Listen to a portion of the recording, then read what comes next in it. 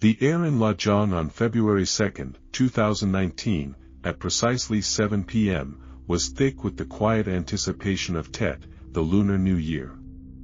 But the festive hush was shattered by a frantic call to the La Jong Police Department. A man's voice, raw with panic, screamed for help, reporting a gruesome murder within his home.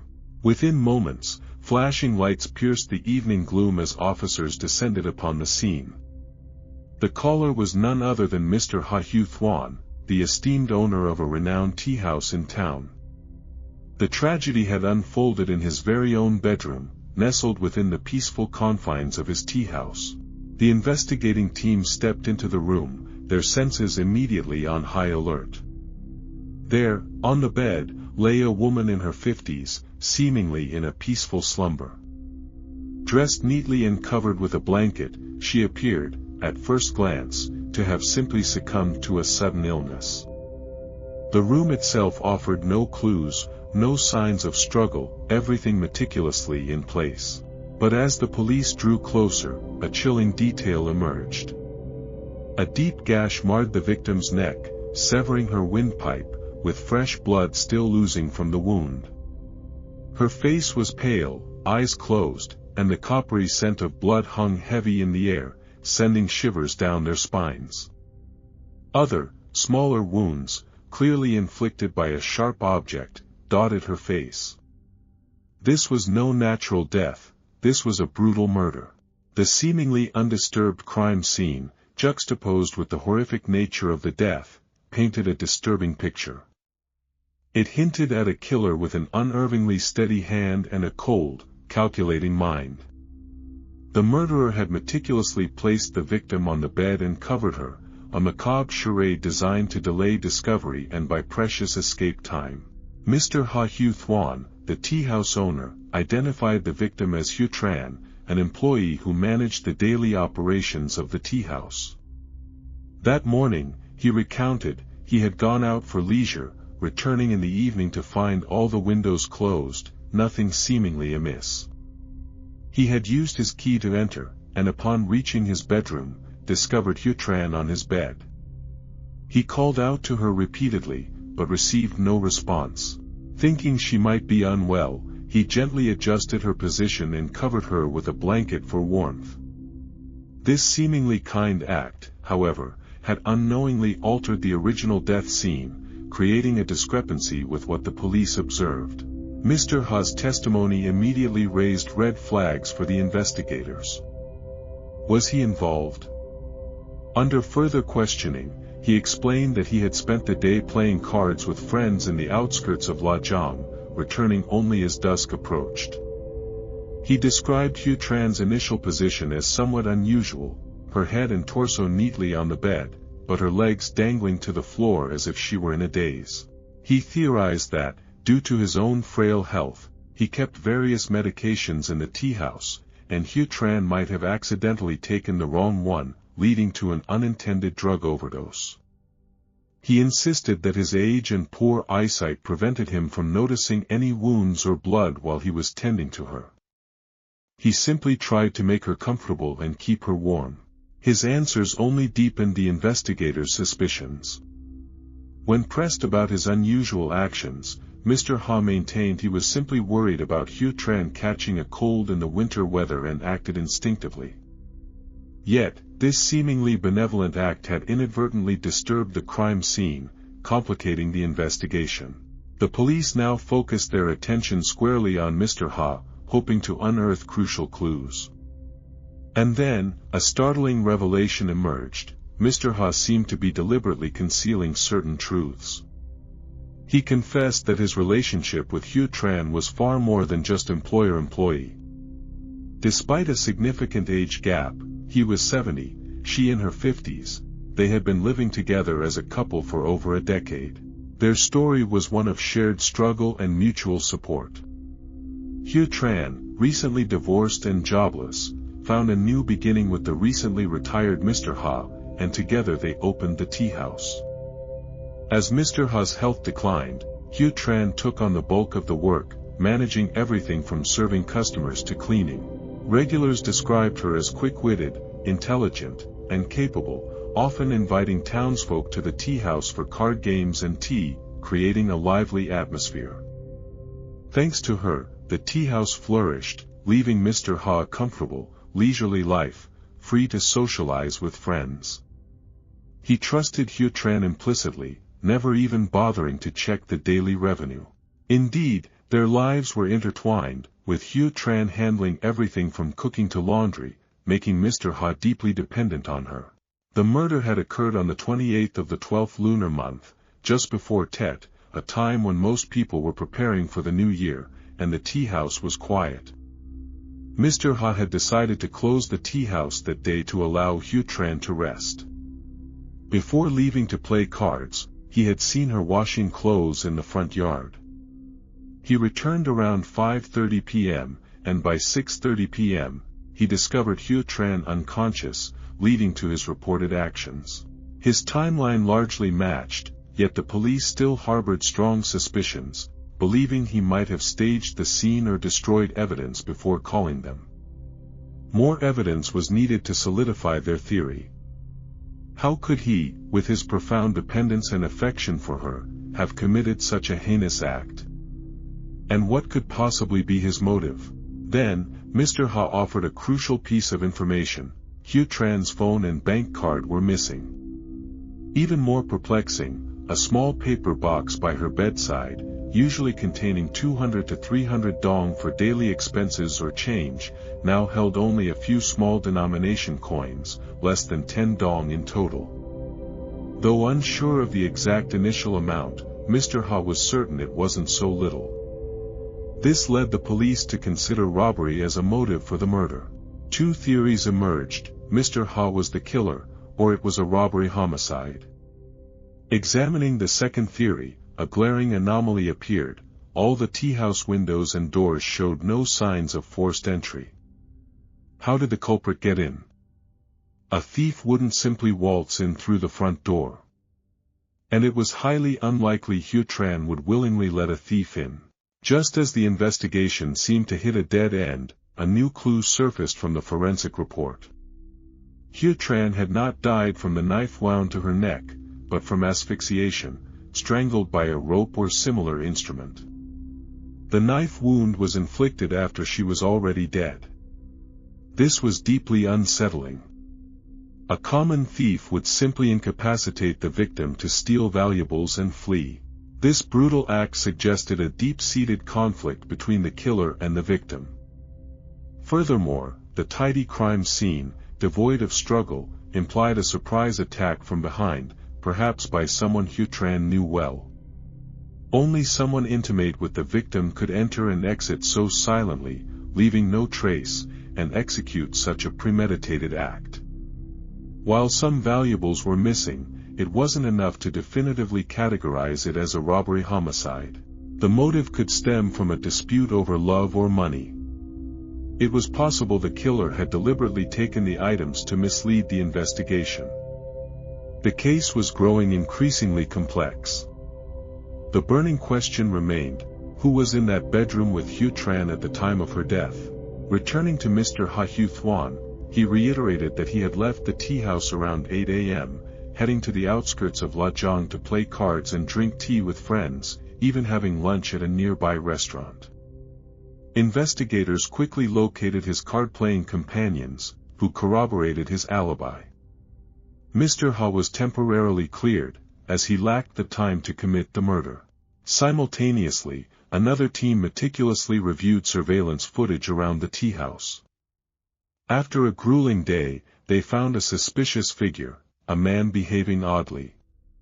At 2:46 p.m., he appeared near the Teahouse, passing a surveillance camera meters away, then moving towards a camera north of the Teahouse.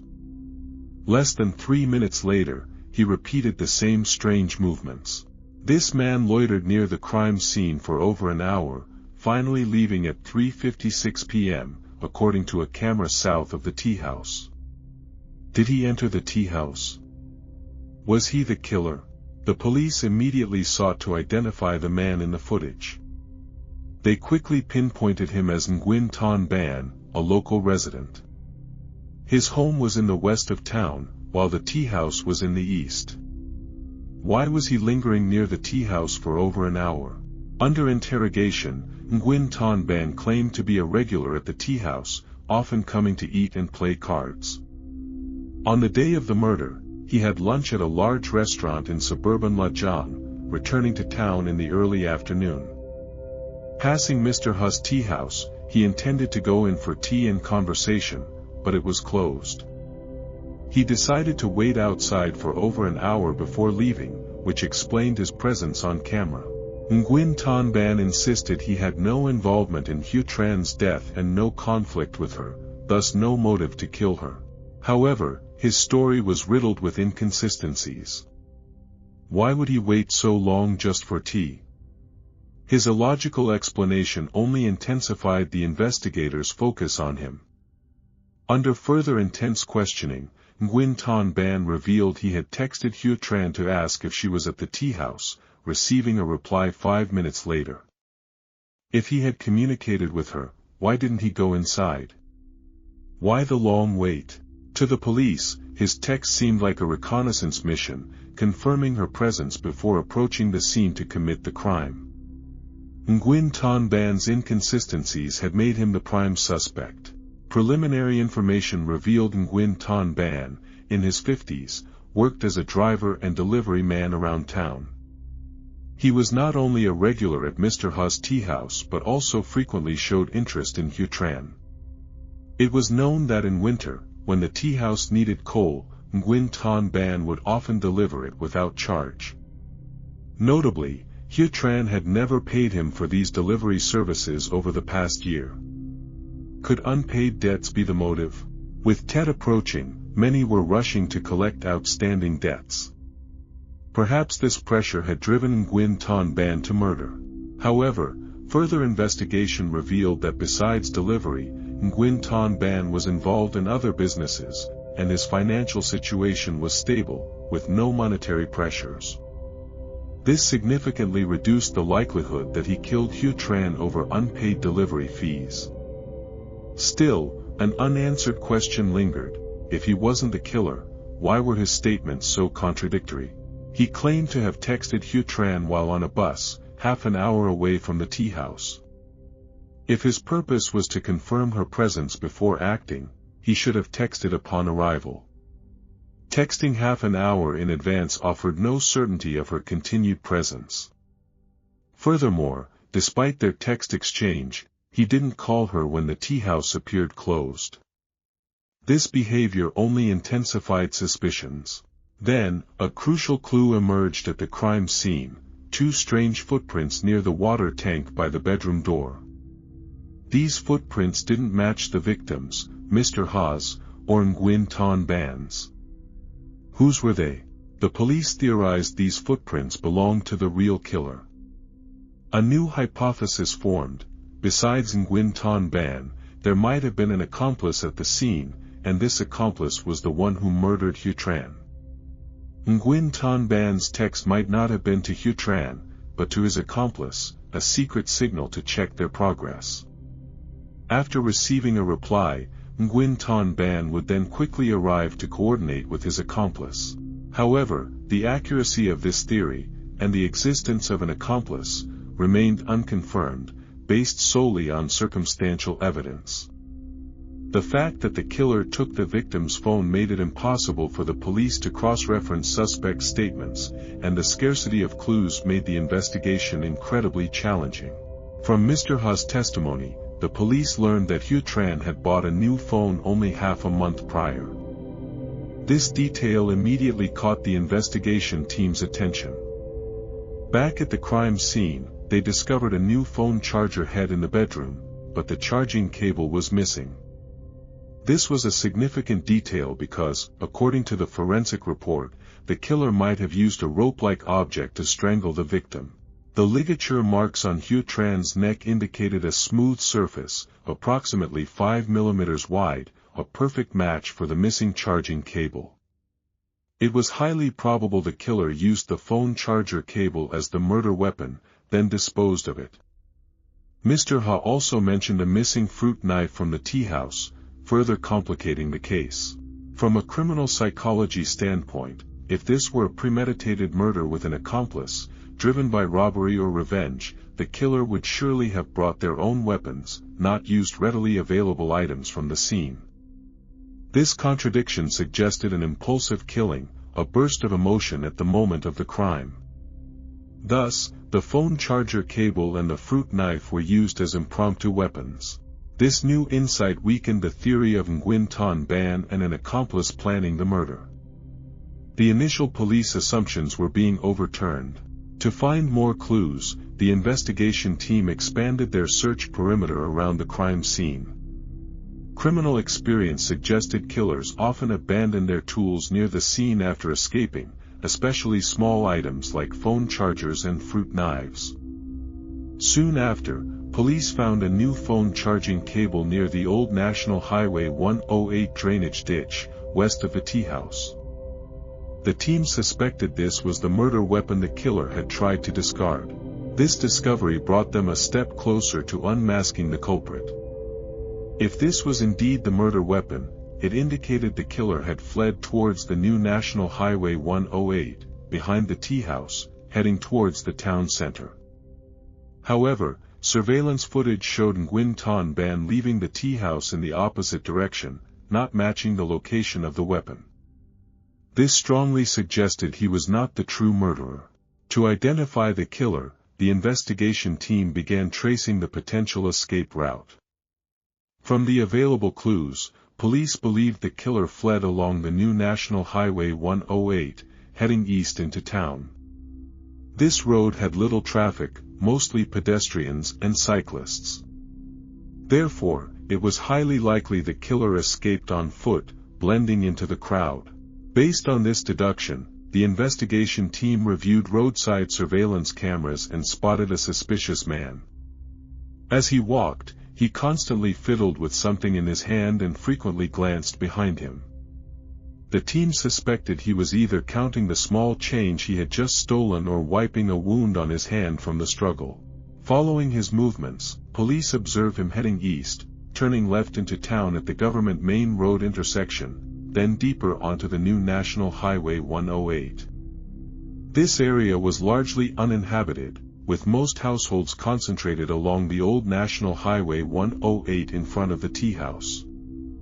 The man's presence in this secluded area became highly suspicious.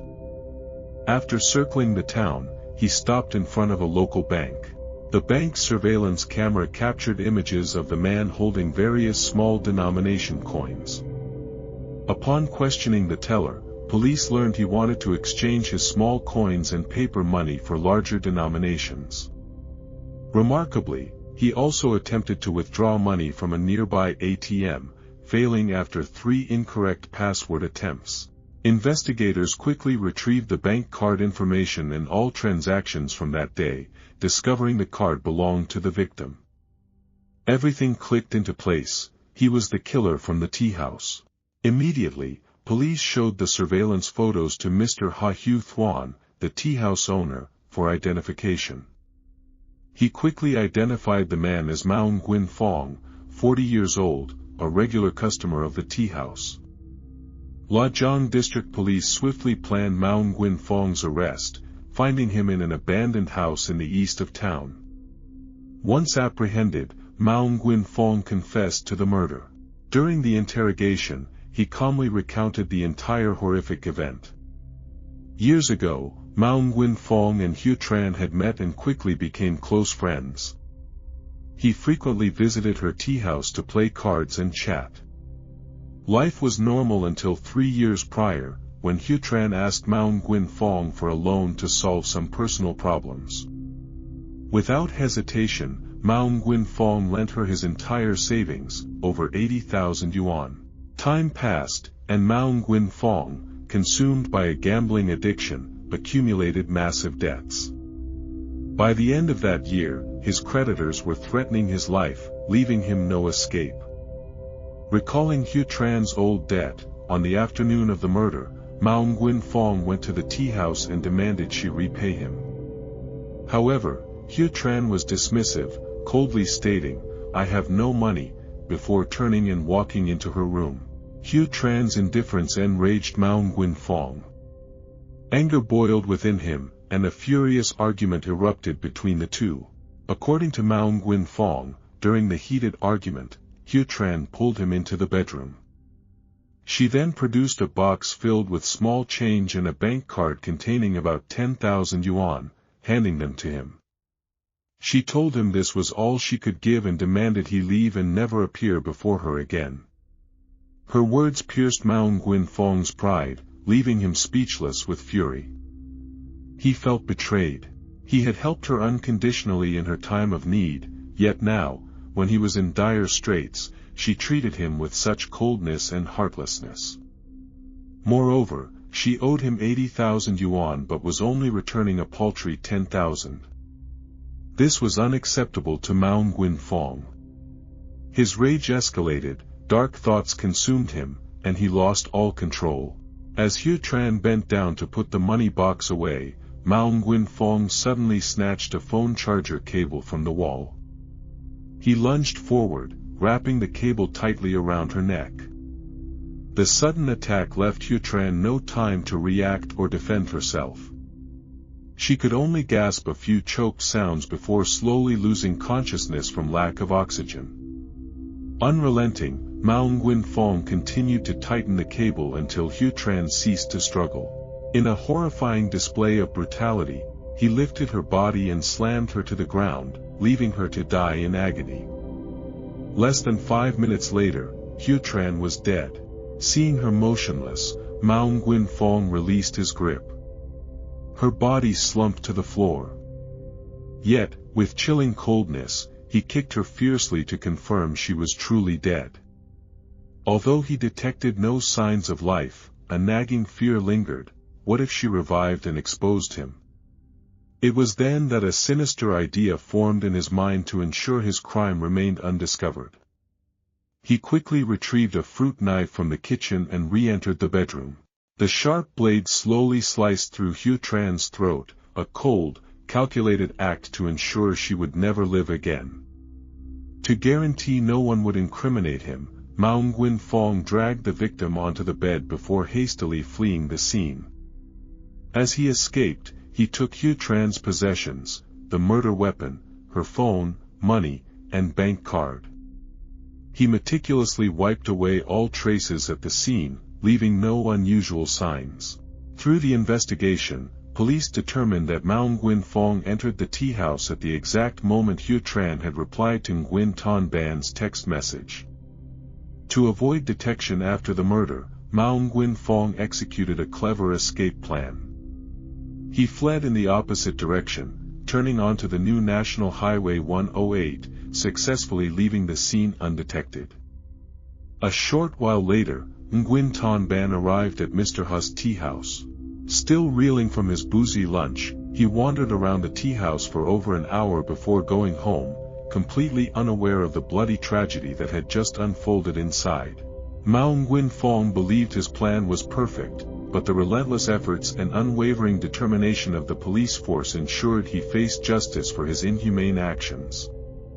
Just 3 months after the crime came to light, the Sichuan Provincial People's Court brought Mao Nguyen-Phong to trial.